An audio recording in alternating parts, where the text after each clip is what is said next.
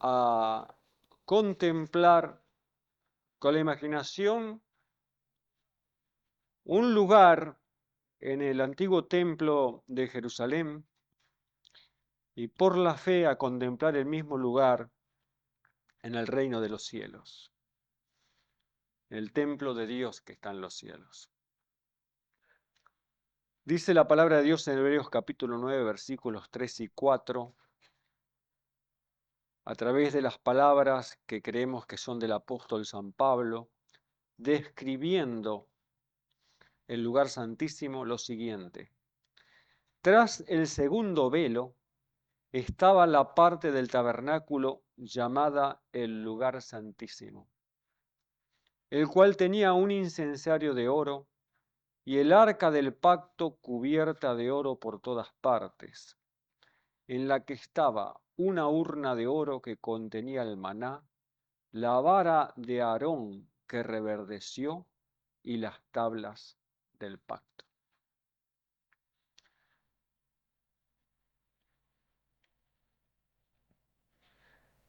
El lugar santísimo era un lugar especialísimo. Por eso podríamos decir que era santísimo, ¿no es cierto? Porque era especialísimo.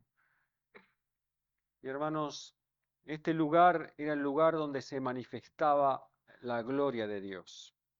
La gloria de Dios se había manifestado en el antiguo Israel, en el desierto y también en el templo primero de Salomón, el templo de Jerusalén, por medio de una nube gloriosa que descansaba en el lugar santísimo y que iluminaba el lugar santísimo.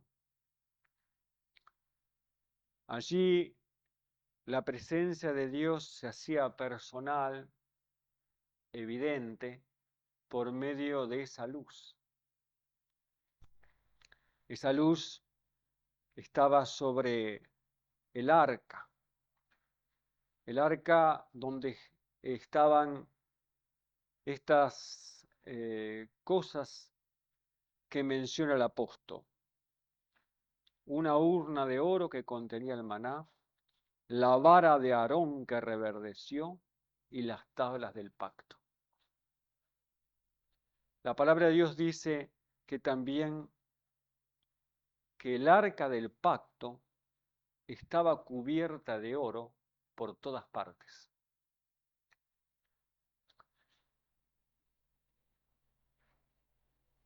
La palabra de Dios nos muestra que el oro es un símbolo adecuado del amor de Dios. También nos habla acerca de que el oro es un símbolo de la fe que obra por el amor que fluye de la cruz del Calvario y que inclina los corazones de los hombres a contemplar a Dios y a ser atraídos hacia Dios por su amor, para que lo reciban a Dios como su Dios, como su Señor en la vida y como su Salvador. Hace poco, en el cumpleaños de una persona apreciada por mí, querida en mi familia, y recuerdo que estuve en un lugar donde se hacen regalos. En ese lugar había varias cosas para elegir, pero una que me atrajo mucho era algo, eh, un envase redondo con una tapita que parecía de cristal todo. Y yo pregunté para qué era eso, porque me gustaba mucho, pero no entendía exactamente para qué era. Entonces me dijeron, bueno, esto es algo que se usa para guardar las alhajas y las cosas pequeñas, apreciadas y queridas. Es decir, las cosas pequeñas que resultan grandes para el corazón. Sí, hermanos, creo que el arca de Dios es el alajero de Dios. Y nos revela lo que hay en el corazón de Dios.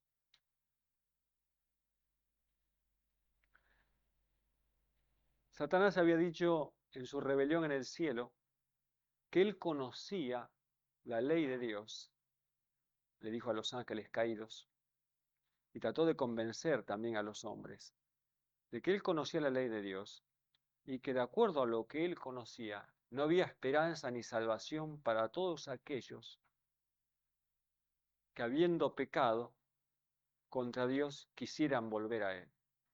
Y si volvían, decía él, los hombres serían humillados y degradados, y los ángeles que lo acompañaban también.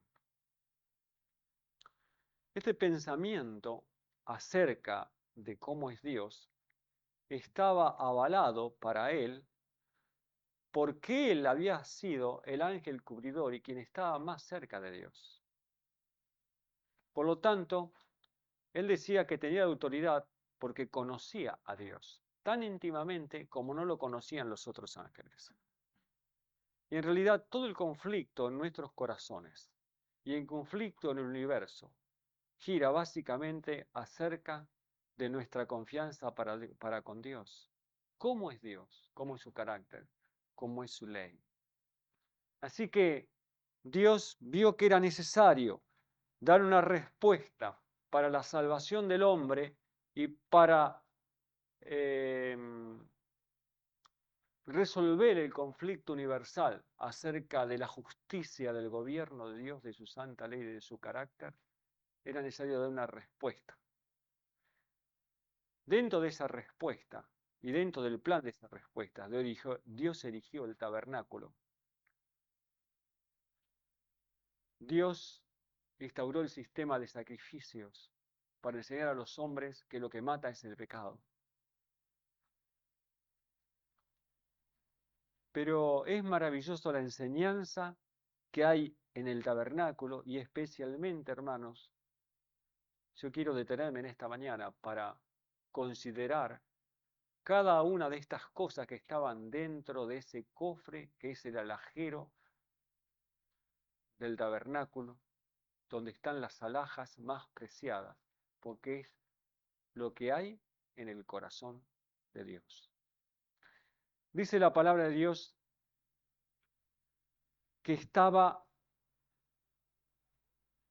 una urna de oro que contenía el maná, el pan del cielo.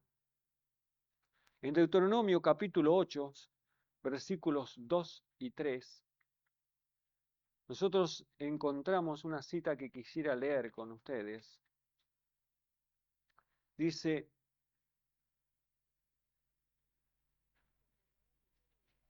y te acordarás de todo el camino por donde te ha traído Jehová tu Dios estos 40 años en el desierto, para afligirte, para probarte, para saber lo que había en tu corazón, si habías de guardar o no sus mandamientos. Y te afligió, y te hizo tener hambre, y te sustentó con maná, comida que no conocías tú, ni tus padres la habían conocido, para hacerte saber que no sólo de pan vivirá el hombre, mas de todo lo que sale de la boca de Jehová vivirá el hombre.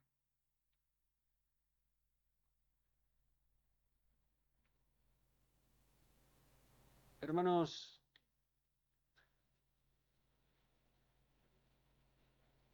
Dios mostró a Israel su condición en el desierto. Los israelitas tenían el mismo problema que tenemos cualquier creyente. El problema de los israelitas era la desconfianza permanente en el amor con que Dios los amaba y una absoluta confianza propia en sí mismos, en todo impulso de su propio corazón. En el camino del desierto Dios les mostró que no existe en el corazón del hombre nada que satisfaga aquel principio del amor que hay en el corazón de Dios y que conmueve a Dios. Los israelitas mostraron en el desierto y se dieron cuenta y se conocieron a sí mismos en el desierto por las situaciones a las que fueron llevados, de que dentro de su corazón solamente había egoísmo y maldad. Pero Dios nunca nos lleva a conocernos y a vernos a nosotros mismos sin mostrarse cómo es Él. Porque Dios, hermanos, es el que satisface el hambre del alma. Cuando nos vemos a nosotros mismos tal como somos, desnudos, y esa desnudez nos hace sentir vergüenza, como tuvo Adán y Eva uno frente del otro, Dios nos muestra que tiene algo para sustentar nuestra desnudez del alma, algo para alimentar nuestra hambre de dignidad. Y cuando hablo de dignidad, hermano, no estoy hablando de orgullo.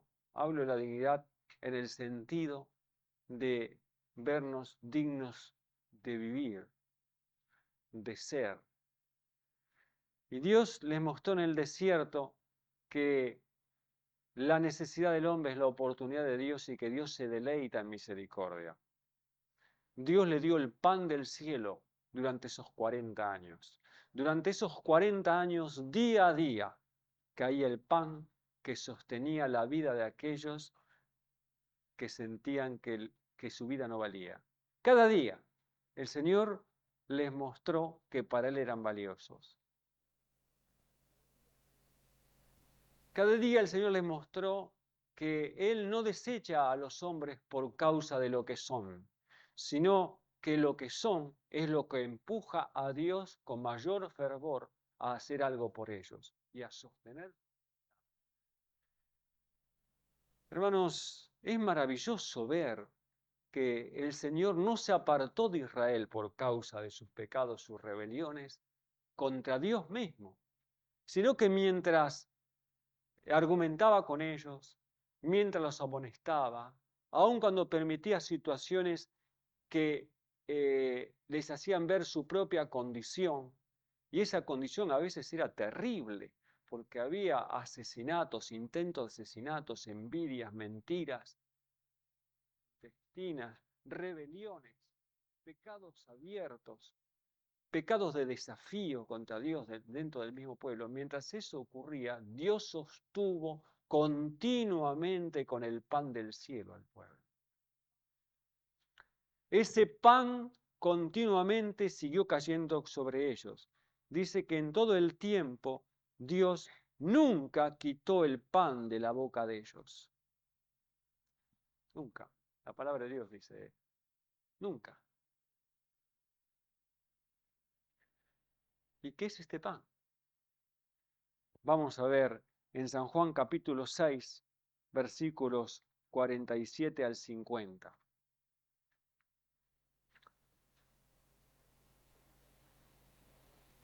Dice allí Jesús hablando de sí mismo, de cierto os digo que el que cree en mí tiene vida eterna. Yo soy el pan de vida. Vuestros padres comieron el maná en el desierto y murieron. Este es el pan que desciende del cielo, para que el que de él come no muera. Yo soy el pan vivo que descendió del cielo.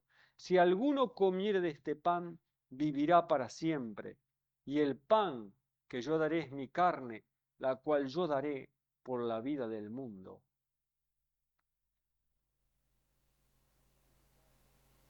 El que come mi carne, versículo 56, y bebe mi sangre, en mí permanece, y yo en él.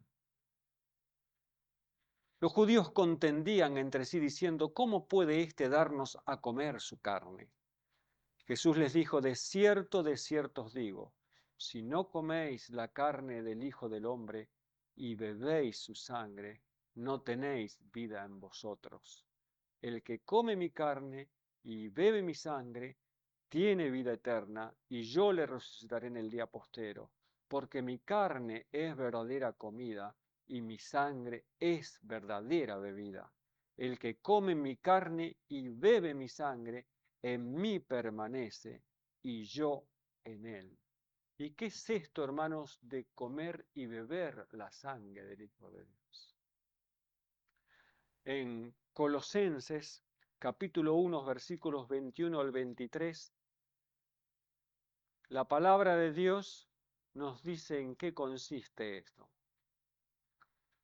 Y a vosotros también, que erais en otro tiempo extraños y enemigos en vuestra mente, haciendo malas obras, ahora os ha reconciliado en su cuerpo de carne por medio de la muerte, para presentaros santos y sin mancha e irreprensibles delante de Él, si en verdad permanecéis fundados y firmes en la fe y sin moveros de la esperanza del Evangelio que habéis oído, el cual se predica en toda la creación que está debajo del cielo, del cual yo, Pablo, fui hecho ministro. Toda nuestra esperanza, toda nuestra seguridad, toda nuestra confianza, todo nuestro valor ante nuestros ojos debe ser mirando, como decía la canción del himno que cantamos, hacia el lado risueño. Hermanos, cuando uno está afligido y angustiado, no tiene un lado risueño a donde mirar, salvo a lo que somos en el Señor. Eso es lo que nos hace sentir bien en medio de todas las circunstancias. Dios está a nuestro favor. Muchas veces tendremos que llorar por causa de nuestros fracasos en seguir al Señor, por nuestras rebeldías.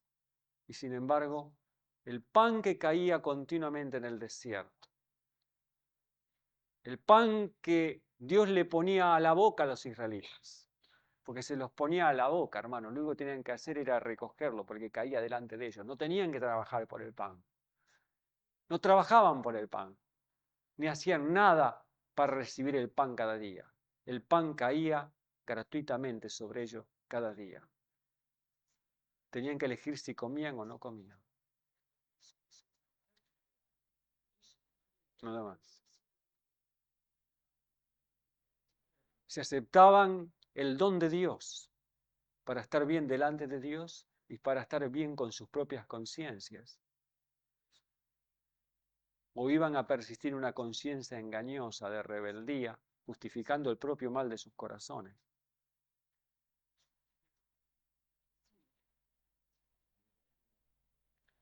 El problema más grande de la rebeldía es justamente, hermanos, la palabra de Dios dice que como pecado de idolatría es la rebeldía. Y hermanos, solamente pueden ser rebeldes aquellos que una vez han sido leales.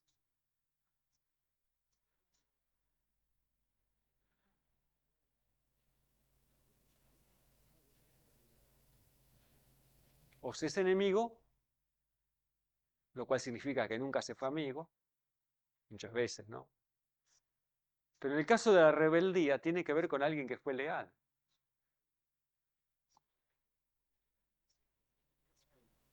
Y la idolatría tiene que ver con desechar a Dios como el Dios de nuestras vidas y por lo tanto desechar a Cristo como el pan que sostiene nuestra vida, su carne y su sangre, recibirlo como nuestro Salvador personal y creer que somos completos en Él, lo cual implica reconocer que somos nada en nosotros mismos en relación a la santa ley de Dios. La ley de Dios solamente es una máquina fotográfica que nos saca nuestra propia condición. No cambia la realidad, hermanos. Si nosotros dejamos la ley de al lado, yo les preguntaba a los chicos en la escuela sabática recién acerca de la santa ley de Dios.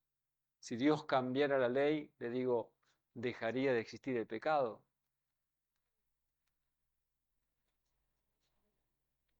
Hermanos, si tenemos una foto de la modelo Claudia Schiffer y tenemos una máquina que sacó esa foto, diríamos que Claudia Schiffer no existe a partir de que rompamos la máquina. Si no hay más fotos, no existe más Claudia Schiffer. Existe igual, porque el pecado es una realidad, no es un invento del Señor. No es un invento legal el pecado, es una realidad, es la muerte misma. Es todo lo contrario del principio del amor, que es la ley del amor que existe en el corazón de Dios y que da vida. El pecado es la muerte misma. Aunque nosotros inventemos que la ley de Dios no está en vigencia, el pecado seguirá existiendo. Y aunque nosotros no querramos ver que el pecado mata, nos seguirá matando. Solamente hay esperanza y vida en comer la carne y beber la sangre del Hijo de Dios. Y hermanos, qué hermoso. Allí mismo, en el arca, allí mismo, ordenado por Dios, estaba guardado el pan en una urna de oro. Para recordarle a Dios, es la pregunta. Para recordarle a Dios. Hermanos, Satanás había dicho que no puede existir misericordia junto con la justicia. Esta es la respuesta de Dios. En el corazón de Dios está la justicia y la misericordia, porque la misericordia forma parte del amor de Dios y de su justicia. Porque la justicia es el carácter de Dios.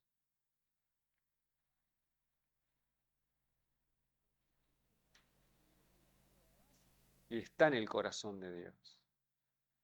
Hermanos, hay algo que Dios considera una alhaja para Él. Una alhaja preciosa. Que Cristo haya dado su carne y su sangre para nuestra vida.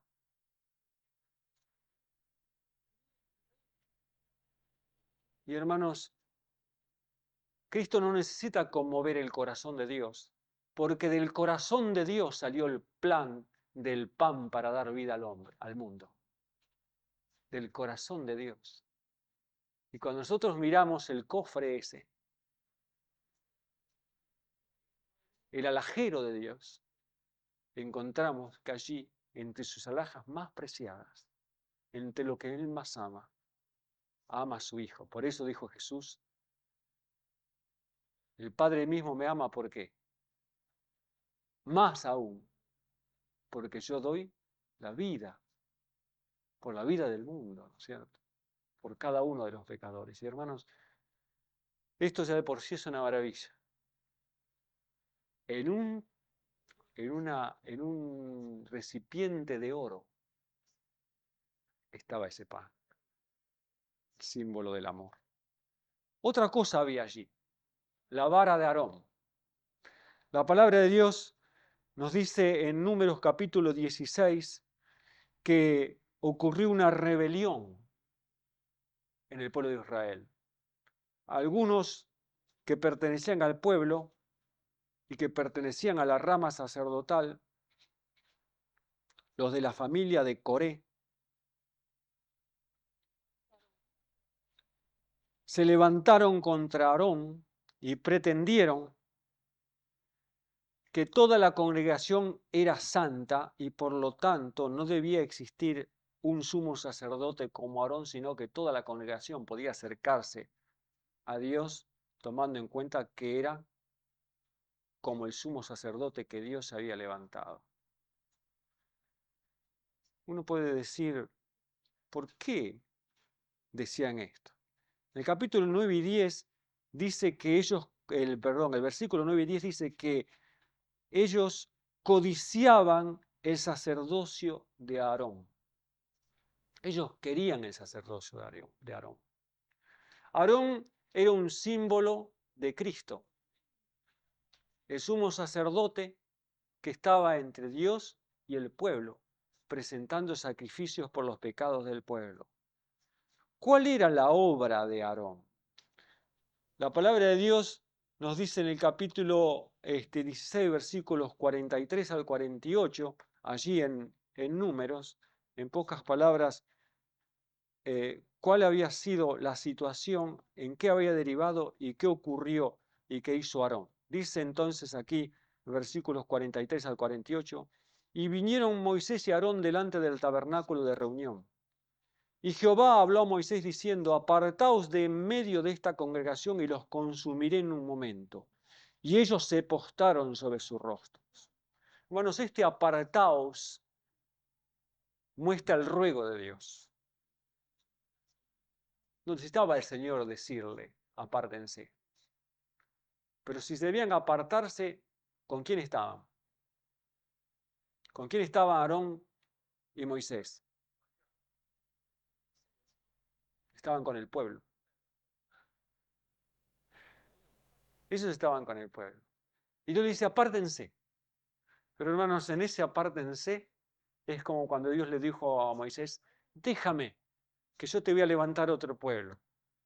Déjame deja que estos desaparezcan, ¿no es cierto? Dejan que yo voy a castigar su maldad. Ahora aquí también le dice, apártense. Era un ruego, ¿no? Porque Dios sabía, y ahora van a ver cómo la palabra de Dios nos muestra que es así. Y dijo Moisés, y ellos se postraron sobre sus rostros. Y Moisés, hermanos, no se apartaron, ¿eh? Allí donde estaban, Moisés y Aarón se cayeron de rodillas y permanecieron de rodillas al lado de quién? Al lado del pueblo, que los quería destruir, los quería sacar, los calumniaba, codiciaban lo que Dios les había dado como responsabilidad y como honor. Y hermanos, de paso quiero decir que el honor para Dios no es lo mismo que el honor que los hombres creen que es honor. Hoy hablábamos en la escuela sabática con los chicos y decíamos que el honor para Dios, el lugar de honor, es el lugar del mayor servicio en favor de otro por amor. Así que el lugar de honor para Dios y el adorno de amor, de honor para Dios, perdón. No es como los reyes de la tierra tienen, saben que tienen unos mantos a veces escarlata, rojos, ¿no es cierto?, ribeteados con armiño y con coronas esplendorosas. El honor para Dios fue ceñirse una toalla y lavar los pies de los discípulos, sucios. Ese es el lugar de honor para Dios. Y el lugar de honor que Dios tenía para Aarón era algo parecido para Moisés. Y estos hombres cayeron de rodillas, con los rostros puestos en tierra. Y dijo Moisés a Aarón mientras estaban de rodillas, yo me imagino cuchiteándolo en bajo y arrodillándose delante del Señor, le dijo, toma el incensario y pon en él fuego del altar. Y sobre él pon incienso y ve pronto a la congregación. Y haz expiación por ellos, porque el furor ha salido de la presencia de Jehová, la mortandad ha comenzado. Hermanos, la congregación decía que era santa. Y ahora Dios iba a mostrar que el pecado mata. Era necesario que el pueblo se diera cuenta de su verdadera condición. Y a veces la manera que se da cuenta es a través de sufrir las consecuencias del pecado mismo. Esto es importante que lo tengamos en cuenta. A veces el relato bíblico hecho por los hombres puede no resultarnos suficientemente claro. Pero si nosotros queremos conocer cómo es Dios, tenemos la revelación más grande para conocer exactamente qué era lo que pasaba en cada situación. La revelación más grande, hermanos, es que nosotros conocemos a Dios en la faz de Jesucristo. Y si nosotros queremos interpretar la palabra de Dios, tenemos que interpretarla a través del conocimiento que tenemos de Dios en Cristo, para entender claramente qué era lo que sucedía en cada circunstancia. Así que tomó entonces Aarón el incensario, como Moisés dijo, y corrió en medio de la congregación. Hermanos, qué maravilla es esto. Aarón era el hombre calumniado y contra el cual se hacía la rebelión. Y Aarón, hermanos, no corrió con una vara para pegar al pueblo, para ayudar a la venganza y al desquite, o para hacer la venganza y el desquite. Porque a veces nosotros pensamos que Dios, cuando hace justicia, lo que quiere es desquitarse. Así que agarramos el palo y empezamos a correr a los pecadores, porque creemos que hacemos la justicia de Dios, pero la palabra de Dios dice que la ira del hombre no obra la justicia de Dios. Así que corrió al medio de la congregación y aquí que la mortandad había comenzado en el pueblo, y él puso incienso e hizo expiación por el pueblo, y se puso entre los muertos y los vivos, y cesó la mortandad. Y los que murieron en aquella mortandad fueron 14.700 y los muertos por la rebelión de Coré. Después volvió Aarón a Moisés a la puerta del tabernáculo de reunión, cuando la mortandad había cesado.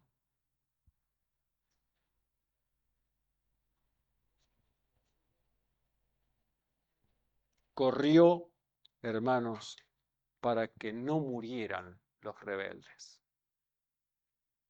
En Hebreos el capítulo 4, versículos 11 al 16,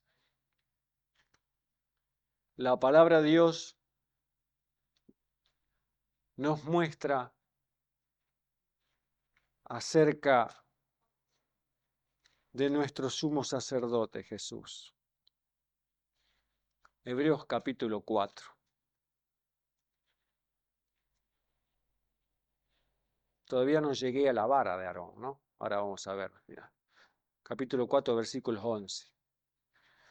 Procuremos pues entrar en aquel reposo para que ninguno caiga en semejante ejemplo de desobediencia, porque la palabra de Dios es viva y eficaz y más cortante que toda espada de dos filos, y penetra hasta partir el alma y el espíritu, las coyunturas y los tuétanos, y discierne los pensamientos y las intenciones del corazón. Y no hay cosa creada que no sea manifiesta en su presencia. Antes bien, todas las cosas están desnudas, abiertas a los ojos de aquel a quien tenemos que dar cuenta. Por tanto, teniendo un gran sumo sacerdote que traspasó los cielos, Jesús el Hijo de Dios, retengamos nuestra profesión. Porque no tenemos un sumo sacerdote que no pueda compadecerse de nuestras debilidades, sino uno que fue tentado en todo según nuestra semejanza, pero sin pecado. Acerquémonos, pues, confiadamente al trono de la gracia para alcanzar misericordia y hallar gracia para el oportuno socorro.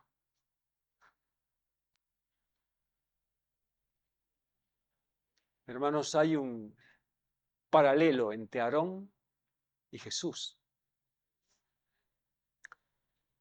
La rebelión de Coré, hermanos, era la rebelión de los asesinos.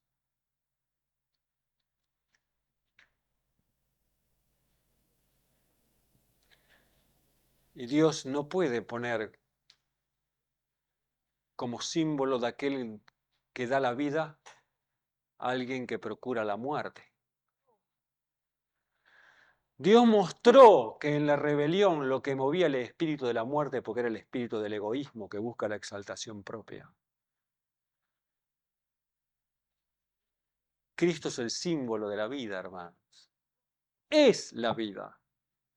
Yo soy el camino, la verdad y la vida. Era necesario que nadie tuviera duda acerca del carácter de Dios, que Dios quiere la vida del pecador. Satanás había dicho que Dios buscaba su propia exaltación y Dios debía mostrar a través del sumo sacerdote lo que había en su propio corazón.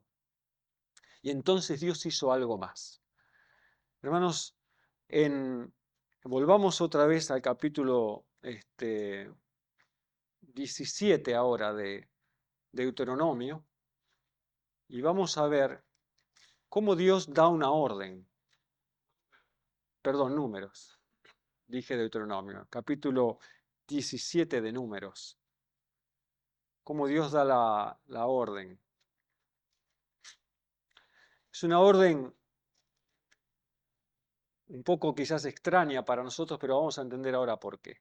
Luego habló Jehová a Moisés diciendo, habla a los hijos de Israel y toma de ellos una vara por cada casa de los padres de todos los príncipes de ellos, 12 varas conforme a las casas de sus padres, y escribirás el nombre de cada uno sobre su vara, y escribirás el nombre de Aarón sobre la vara de Leví, porque cada jefe de familia de sus padres tendrá una vara, y las pondrás en el tabernáculo de reunión delante del testimonio, donde yo me manifestaré a vosotros, y florecerá la vara del varón que yo escoja, y haré cesar de delante de mí las quejas de los hijos de Israel con que murmuran contra vosotros. Y Moisés habló a los hijos de Israel, y todos los príncipes de ellos le dieron varas, cada príncipe por las casas de sus padres una vara, en total 12 varas, y la casa de Aarón estaba entre las varas de ellos. Y Moisés puso las varas delante de Jehová en el tabernáculo del testimonio, y aconteció que al día siguiente vino Moisés al tabernáculo del testimonio, y aquí que la vara de Aarón de la casa de Leví había reverdecido, y echado flores, y arrojado renuevos, y producido almendras. Entonces sacó Moisés todas las varas de delante de Jehová a todos los hijos de Israel, y ellos lo vieron, y tomaron cada uno su vara. Y Jehová dijo a Moisés, vuelve la vara de Aarón delante del testimonio, para que se guarde por señal a los hijos de rebeldes, y hará cesar sus quejas de delante de mí para que no mueran. E hizo Moisés como le mandó Jehová. Así lo hizo. Hermanos, qué maravilla, ¿no? Qué símbolo, ¿no? La vara reverdeció, floreció y dio almendras. Porque la vara del poder de Dios, porque la vara es un símbolo de poder en las Sagradas Escrituras. El poder de Dios, hermanos, es para vida. El poder de Dios es el Evangelio. Y tanto es así, hermanos, que en Hebreos el capítulo 5, versículos 1 al 10, yo quiero que volvamos allí. Hoy quiero que leamos bastante las Sagradas Escrituras, porque tenemos que apoyar nuestra fe, nuestra confianza, nuestra seguridad en el testimonio de Dios, en su palabra. Dice, porque todo sumo sacerdote tomado de entre los hombres es constituido a favor de los hombres en lo que a Dios se refiere, para que presente ofrendas y sacrificios por los pecados, para que se muestre paciente con los ignorantes y extraviados, puesto que Él también está rodeado de debilidad. Y por causa de ella, de su debilidad, debe ofrecer por los pecados, tanto por sí mismo como también por el pueblo. Y nadie toma para sí esta honra, sino el que es llamado por Dios, como lo fue Aarón. Hermanos, ¿se dan cuenta ustedes que la severidad de Dios era la severidad para con el pecado mismo y para con el pecado de la falta de misericordia y de compasión para el que yerra? Hermanos, lo que pretendía Coré y todos los demás era cambiar lo que Dios había hecho. Querían poner otro fundamento, hermanos, no el fundamento del amor compasivo y misericordioso de Dios. Y Dios es muy severo con esto. Es muy severo, hermanos, porque no cree en la misericordia y en la compasión de Dios para con nosotros, o no presentar a Dios así a los hombres. E inclusive, lo peor es presentarlo en nombre de la revelación de Dios esto. Es llevar a los hombres a la muerte, a la rebelión, a la tristeza, a la perdición.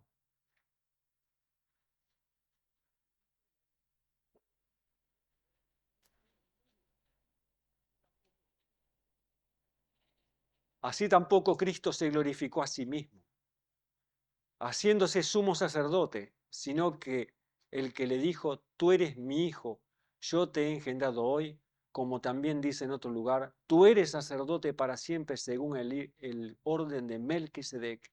Y Cristo en los días de la carne, ofreciendo ruegos y súplicas con gran clamor y lágrimas al que podía librar de la muerte, fue oído a causa de su temor reverente.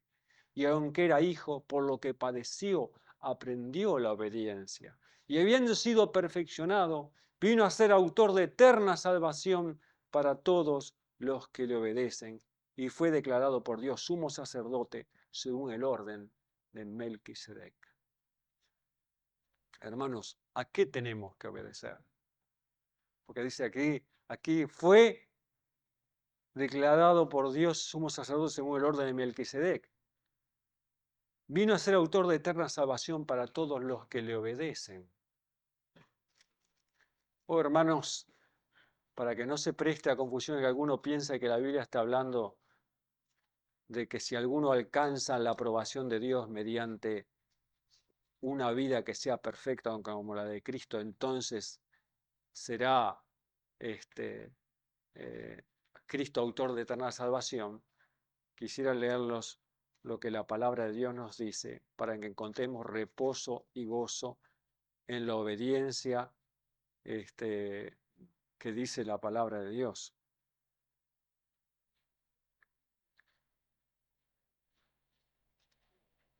El apóstol Pedro dice en la primera epístola universal, capítulo 1, versículos 2, elegidos según la presencia de Dios Padre en santificación del Espíritu, es decir, el Espíritu obra en los corazones de todas las personas y en los creyentes. ¿Para qué? Para obedecer y ser rociados con la sangre de Jesucristo. Gracia y paz os sean multiplicadas. Y hermanos, esto nos lleva a la última parte, a las últimas dos partes, muy sencillas. En Hebreos el capítulo 8, versículos 1 al 3 dice así: Ahora pues bien, el punto principal de lo que venimos diciendo es que tenemos tal sumo sacerdote, el cual se sentó a la diestra del trono de la majestad en los cielos, ministro del santuario y de aquel verdadero tabernáculo que levantó el Señor y no el hombre. Porque todo sumo sacerdote está constituido para presentar ofrendas y sacrificios, por lo cual es necesario que también éste tenga algo que ofrecer. Y el capítulo 7 y versículo 27 dice, ¿qué es lo que ofrece este sumo sacerdote? Jesús. Que no tiene necesidad cada día Jesús, como aquellos sumos sacerdotes, de ofrecer primero sacrificios por sus propios pecados y luego por lo del pueblo.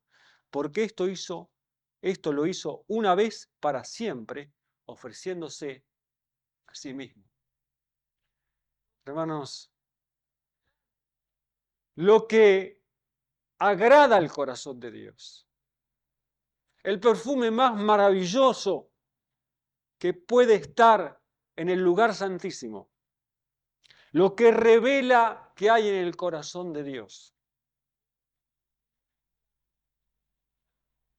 lo que muestra que hay en el corazón de Dios es la sangre asperjada sobre el propiciatorio.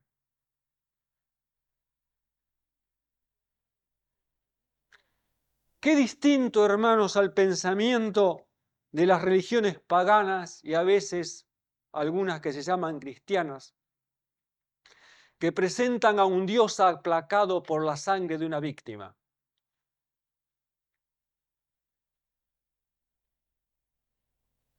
El sacrificio de Cristo, hermanos, es el cumplimiento de la ley,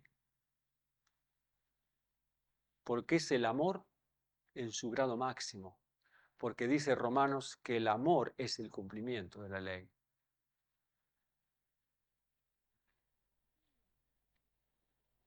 Y eso es lo que agrada a Dios. Satanás había dicho que conocía lo que había allí, conocía la ley. Y él guardaba todo en un misterio, pero Dios se reveló en Jesucristo. Y hermanos, cuando el costado de Jesús fue abierto por un lanzazo, salió sangre y salió agua. El corazón de Dios es un corazón que simpatiza con el corazón de los hombres, simpatiza con sus miserias y sus tristezas. Y llevó nuestros dolores, nuestros pecados, nuestras maldades, nuestra culpa y el castigo que el pecado trae como causa del pecado mismo. Su corazón fue quebrantado por la angustia para que nosotros, hermanos, podamos gozar de la bendición de tenerlo a Dios con nosotros cada día. Cristo rompió la enemistad nuestra para con Dios, porque Dios nunca fue nuestro enemigo.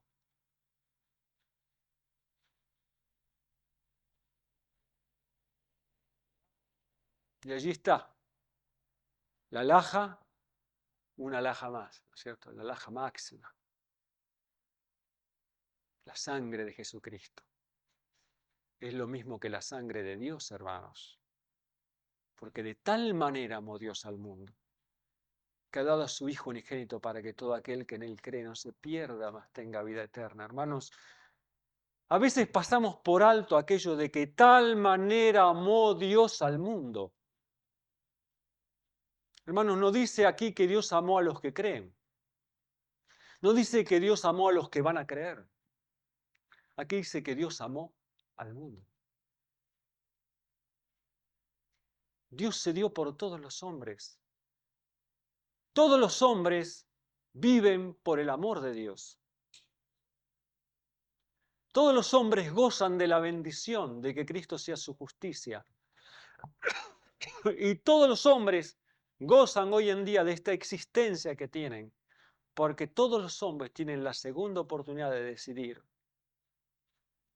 si van a aceptar a Jesucristo y a recibirlo como el Señor de sus vidas o no.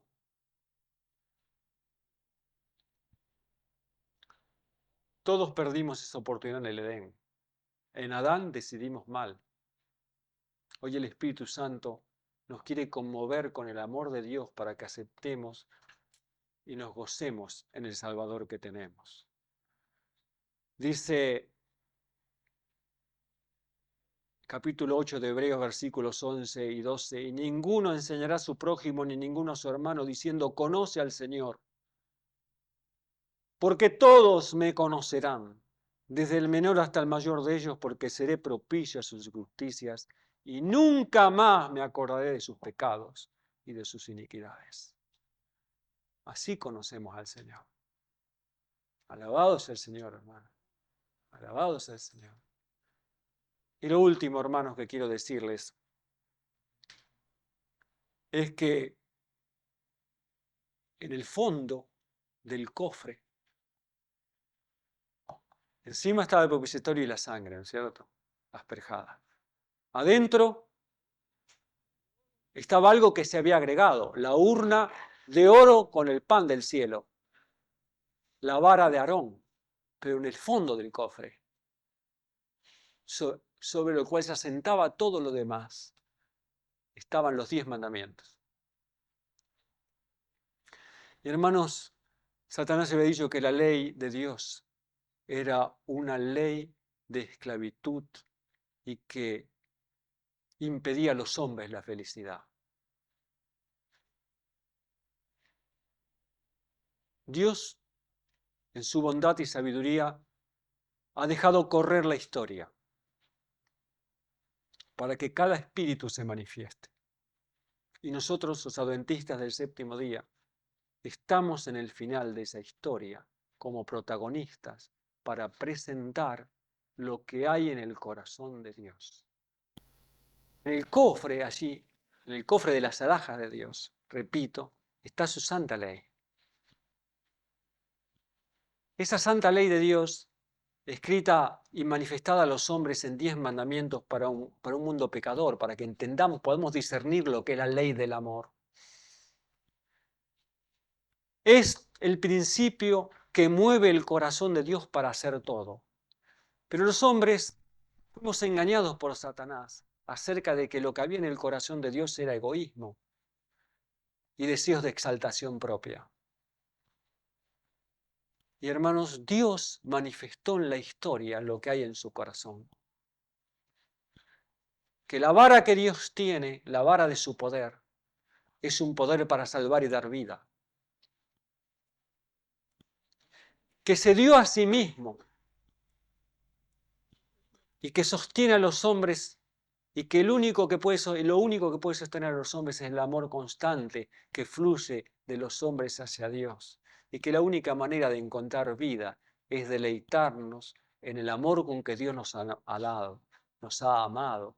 Y que en esa justicia de Dios, esa manifestación del amor de Dios que dice en Romanos, es que encontramos seguridad y paz los hombres, porque encontramos a Dios mismo y lo conocemos, y eso trae alegría a nuestra vida y trae la rendición del corazón a Dios para que sea el Rey de nuestra vida y gobierne nuestra vida.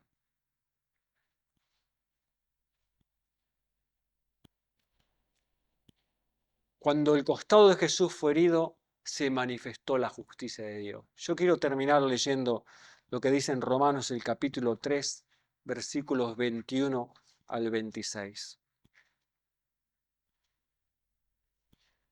La palabra de Dios nos dice allí cómo Dios manifestó. Manifestar algo, hermanos, es mostrar lo que estaba oculto a la vista y hacerlo evidente. Dice allí, capítulo 3, versículos 21 al 26. Pero ahora, aparte de la ley, se ha manifestado la justicia de Dios testificada por la ley y por los profetas. La justicia de Dios por medio de la fe en Jesucristo para todos los que creen en Él, porque no hay diferencia. Por cuanto todos pecaron y están destituidos de la gloria de Dios. Hermanos, nosotros somos malos, distintos a Dios. siendo justificados gratuitamente por su gracia, mediante la redención que es en Cristo Jesús, a quien Dios puso como propiciación por medio de la fe en su sangre, para manifestar su justicia, a causa de haber pasado por alto en su paciencia los pecados pasados, con la mira de manifestar en este tiempo su justicia, a fin de que sea justo y el que justifica al que es de la fe de Jesús. Qué maravilla, hermanos. El deseo de Dios es que nosotros lleguemos a comprender que Él es nuestro Padre.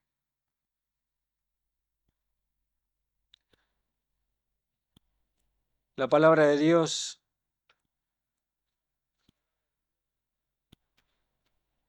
nos habla acerca de que en un momento determinado Dios mencionó de que el antiguo Israel ya los hombres no buscarían el arca de Dios como algo esencial. Digo que en Jerusalén los hombres ya no buscarían el arca de Dios, sino que llamarían a Jerusalén el trono de Jehová. Esta semana estuve leyendo un artículo que salió en la revista Ministerio hace unos años atrás acerca del santuario celestial. Hermanos, yo creo que las figuras que se presentan en Hebreos solamente es una muestra de lo que hay en el corazón de Dios y en el asiento de su trono. El trono de Dios no es el trono de un tirano, es el trono de un padre que nos ama. Es hermoso que nosotros podamos ver en el cofre de las alhajas de Dios no condenación para nosotros. Que podamos ver no en la ley de Dios condenación para nosotros, sino la vida misma. Porque de esa ley del amor que existe en el corazón de Dios nació nuestra salvación. Hermanos, que como adventistas de séptimo día podamos presentar la ley de Dios con toda justicia, como el asiento del trono de Dios, desde el corazón mismo más profundo de Dios, donde brilla la gloria de Dios, que es su amor, nació el plan de salvación para todos los hombres que no lo merecíamos. Y entonces este mensaje traerá como resultado el gozo de la salvación y la lealtad para nuestro Salvador. En el último gran conflicto que nos toca vivir, Dios nos ha llamado como protagonistas para presentar este mensaje, hermanos. Tenemos una solemne tarea que cumplir y llevar un mensaje de misericordia, de salvación a los hombres, para que Cristo venga pronto y podamos estar con nuestro Padre Celestial en su reino de bondad, de amor. Y eso, hermanos, ese reino de bondad, de amor, es el reino de la justicia. Que Dios los bendiga. Amén.